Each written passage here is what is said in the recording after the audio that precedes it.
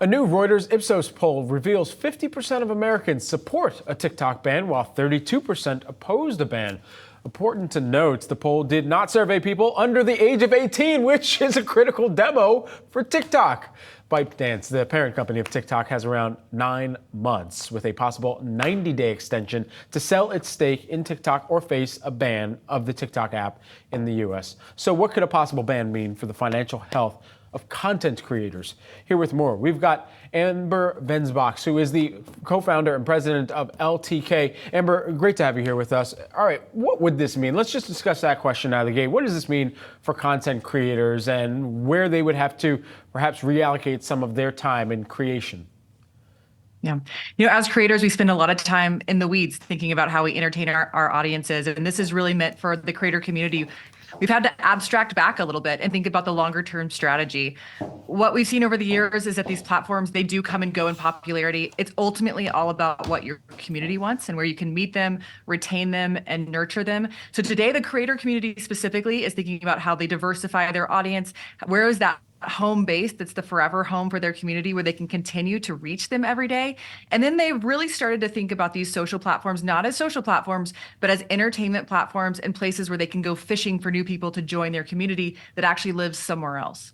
Okay, and so as we're thinking about where the algorithm plays a major role in this too, because you think about the experience on one app or one social platform versus the algorithm on another. I mean, that's how the social platforms battle, is based on their algorithm and based on, of course, using that algorithm to drive more time spent, which creators have to think about on the daily, because that's exactly where the production or the style of production that they lean into is monetizable as well here. How massively could this uproot some of the earnings for creators?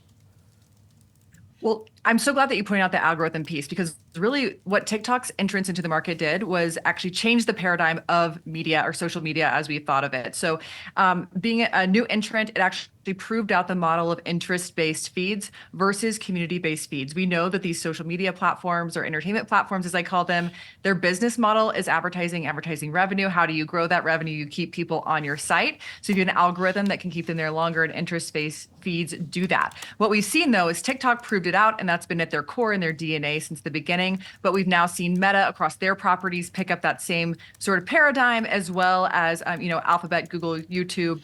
And so now there is less of a differentiation, but as a creator, across what those experiences are like. And so as a creator, the conversation has really been, well, it's now okay actually to put your content across all these places, because you just don't know which algorithm's going to pick it up at this moment.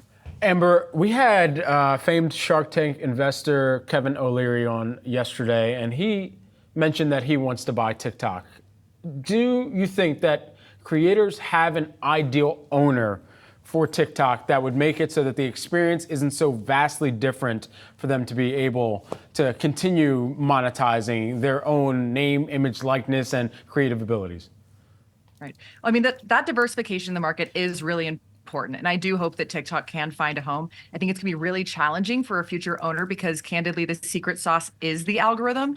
And the CCP has discussed that that's not for sale. So you're going to have to find somebody who has really a true sophistication in order to build that out. And I think it's a mix of AI and honestly a huge staff of people in the back end kind of making this work, which is probably the secret there at ByteDance. But I think there's a really big challenge ahead, and this needs to be someone who is not new to tech. This needs to be a true savant that can put something that's similar to the user experience, because today consumers, they're looking for entertainment, and the threshold is just that. And when they stop being entertained, or it stops feeling personalized, they can open Netflix, they can open another social media property. And so there's a huge challenge, and it really does come down to the algorithm. LTK co-founder and president Amber Vensbox, thanks so much for taking the time here with us today. Appreciate it.